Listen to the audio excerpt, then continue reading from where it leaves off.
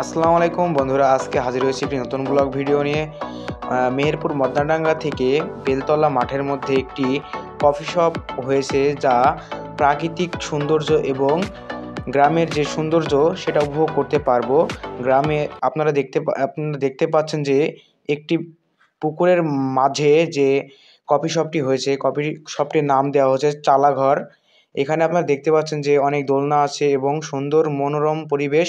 এখানে অনেক ছবি তোলা এবং ভিডিও করা যাবে, অনেক সুন্দর এবং উপভোগ করা জায়গা। এখানে চা অনেক সুন্দর। আমরা এখানে আজ গিয়েছিলাম বড় ভাইদের সাথে, অনেক মজা করলাম। আপনারা মনে করলে এখানে যেতে পারেন। এখানকার দৃশ্যটি অনেক সুন্দর, আপনারা দেখতে পাচ্ছেন।